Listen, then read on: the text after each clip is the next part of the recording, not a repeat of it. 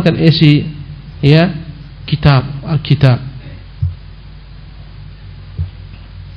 Naam.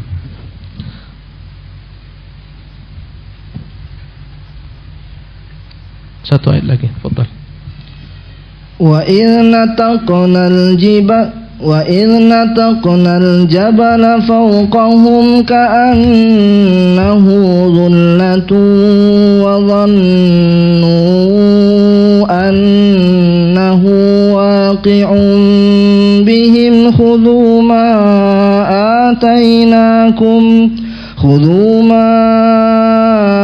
آتيناكم بقوة واذكروا ما فيه لعلكم تتقون. Allah kembali menceritakan tentang Bani Israel, kaum Yahudi. Wa idh nataqna al-jabala, dan ingatlah Muhammad tatkala kami mengangkat gunung fawqahum, di atas mereka. Allah cabut gunung Tursina ke akar-akarnya, diangkat di atas mereka. Berkata Ibnu Katsir rahimahullah taala, ini terjadi kisahnya ketika Musa alaihissalam berjalan ke bumi yang Allah SWT sucikan, Al-Ardul Muqaddas. Ya, ketika Musa mengambil lembaran-lembaran Taurat, ya, setelah Musa hening daripada kemurkaannya karena melihat Bani Israel menjadikan anak sapi sebagai sembahan mereka, ya, maka Musa perintahkan mereka dengan apa yang diperintahkan oleh Allah Subhanahu wa taala untuk mengamalkan isi Taurat. Maka mereka enggan mengamalkan isi Taurat. Subhanallah. Mereka tak mau mengamalkan kandungan terdapat dalam Taurat, tak mau mengakui ajaran Taurat. Ya, akhirnya Allah berikan kepada mereka ancaman. Apa ancamannya? Allah angkat ke atas mereka gunung. Inilah yang Allah sebutkan, wa idz nataqnal jabala fawqahum.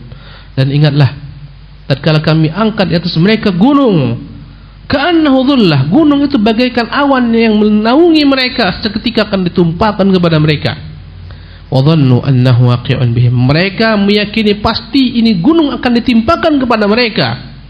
Kata Allah, khudhu ma atainakum biquwwah, ambil itu ajaran Alkitab, ambil yang telah kami berikan kepada kalian berupa kitab, berupa Taurat, lembaran-lembaran Musa dengan kuat. Maksudnya amalkan yang terdapat dalamnya, yang berupa kandungan-kandungan isinya. Amalkan perintah-perintahnya, jauhi larangan-larangannya. Subhanallah. Wadhkuru ma fihi, ingat apa-apa yang terdapat dalam berupa ajaran-ajaran Tuhan, syariat-syariat Allah Subhanahu wa taala. La'allakum tattaqun, semoga kalian bertakwa. Akhirnya seketika mereka semua sujud, mereka menangis sambil sujud, sambil mereka menengadah ke langit, melihat khawatir jangan-jangan telah ditumpahkan atas mereka gunung tersebut. Subhanallah. Maka akhirnya Allah Subhanahu wa taala ampuni mereka dengan taubat mereka. Allahu Akbar. Dan begitulah Bani Israel. Para ikhwan yang dimuliakan oleh Allah Subhanahu wa taala, demikian kajian kita hari ini. Insyaallah taala kita akan lanjutkan pada kesempatan yang lain. Subhanakallah bihamdik, asyhadu an la ilaha illa anta, astaghfiruka wa atubu ilaik. Sisa waktu kita gunakan untuk membaca soal-soal daripada ikhwan. Bagaimana dengan ajaran Talmud? Apakah juga dari wahyu Allah? Tidak, Talmud bukan dari ajaran Allah Subhanahu wa taala. Itu adalah merupakan tulisan-tulisan rahib-rahib orang-orang Yahudi. Dan Taurat yang Allah turunkan kepada Musa tidak ada lagi, punah. Demikian juga Injil yang turunkan kepada Isa tidak ada lagi. Adapun Injil yang ada sekarang, yang dalamnya juga terkandung Taurat, bukan daripada Allah Subhanahu wa taala. Walaupun sebagian keterangan dalamnya ada yang benar, tapi telah bercampur aduk dengan tulisan-tulisan manusia. Siapa yang mengatakan Allah tabaraka ta'ala dalam Al-Qur'an Al-Karim? Ya. Allah menyebutkan dalam banyak ayat mereka telah menggelicirkan isi Alkitab.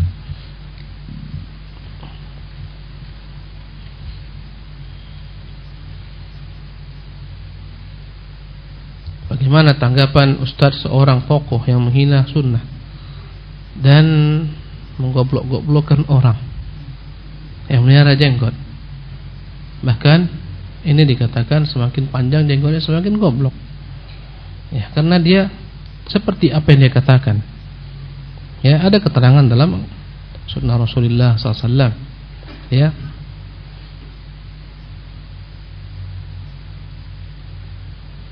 tentang ayah dan ibu Nabi sallallahu alaihi wasallam. Ya.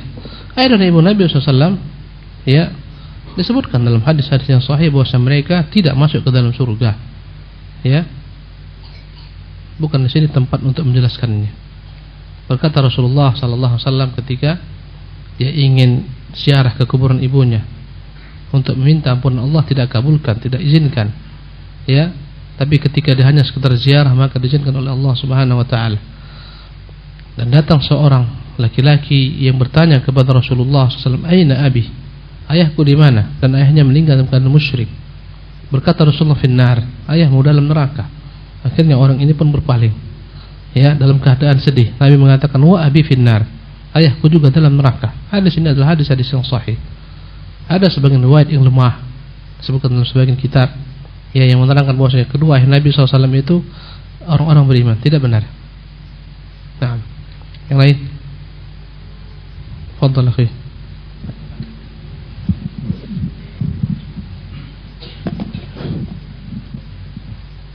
Bagaimana tata cara sholat kaum Bani Israel, Ustaz?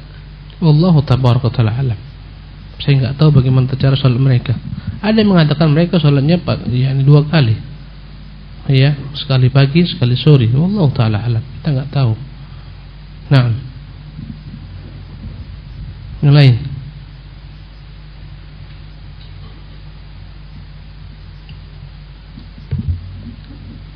Saya buka kesempatan untuk antum bertanya, antum diam. Nanti saya habiskan sampai datang azan. Fadhal. Kasih mikrofon akhi. Bismillahirrahmanirrahim. Assalamualaikum warahmatullahi wabarakatuh. Ustaz, barakallahu fiik. Wa fika barakallah. Ustaz mau tanya mengenai sharing kajian-kajian ulama-ulama kita di media sosial, seperti contohnya Facebook dan sebagainya, dengan niatan untuk memberitahu teman atau yang lainnya yang jadi teman di media sosial tersebut. Gimana itu hukumnya, Ustaz? Terima kasih. Menyaring kebaikan, share kebaikan, jika niatnya ikhlas karena Allah SWT, kebaikan. Dan itu sarana dakwah. Kata Nabi, ad-dalu al-khairi kafa'ilihi. Orang mengajak manusia pada suatu jalan kebaikan seolah-olah dia melakukan kebaikan tersebut. Man dalla ala khairin falahu mithlu ajri fa'ilihi. Yang menunjukkan orang pada jalan kebaikan, maka baginya ganjaran pahala seolah-olah dia mengamalkan apa yang diamalkan orang tersebut karena dia penyebabnya. Kata Allah SWT, ta'awanu al birri wa taqwa. Hendaklah akan saling tolong-menolong dalam mewujudkan perkara-perkara kebaikan. Share kajian-kajian kebaikan, ya, itu adalah kebaikan. Subhanallah. Maka media sosial jadikanlah sebagai sarana untuk menuai pahala, ganjaran di sisi Allah Subhanahu wa taala. Sebarkan padanya kebaikan dan jangan jadikan media sosial ini sebagai sarana untuk menuai keburukan di hari akhirat. Ya, berupa menyebarkan berita-berita dusta, hoax, menyebarkan fitnah, mengadu domba antara sebagian masyarakat dengan sebagian lainnya, antara penguasa dengan rakyatnya, men-share gambar-gambar yang setelah dia gambar-gambar yang telah diedit, yang kadang-kadang subhanallah melecehkan seseorang, apalagi yang dilecehkan adalah pemerintah, penguasa. Subhanallah, ini semuanya terlarang, berbenturan dengan akidah dan manhaj kita Ahlus Sunnah Jamaah. Tak boleh seperti itu. Penguasa dibuat dalam bentuk-bentuk yang jelek dan seterusnya, tak boleh. Jangankan penguasa, antum aja enggak mau dibentuk seperti itu. Dibuat antum jadi anak bayi, digendong sama ibu-ibu, mau? Rela? Tak mau kita. Kita aja nggak mau, apalagi penguasa. Subhanallah. Ya, kadang-kadang menyiarkan berbagai macam ancaman-ancaman dan seterusnya. Jadikan sarana sebagai sarana kebaikan. Ya, sebarkan berbagai macam kebaikan-kebaikan. Jangan menjadi tukang celah. Kata Nabi, "Laisal mu'minu bit-ta'an." Orang mukmin bukan tukang celah, wala la'an, bukan tukang laknat, wala bil fahsyil badhi, bukan yang mulutnya kotor. Untuk apa tuh merepet-repet dalam Facebook, mencela-cela? Subhanallah, apa manfaatnya? Kalau berikan nasihat tanpa mencela, buat aja nasihat, kebaikan, ya, kepada orang dituju, daripada harus menyebarkan semua orang tahu, ya, subhanallah. Itu etikanya. Jadi apa yang antum lakukan baik, Subhanallah, tapi ikhlaskan niat. Kadang-kadang muncul di sana apa? Riya.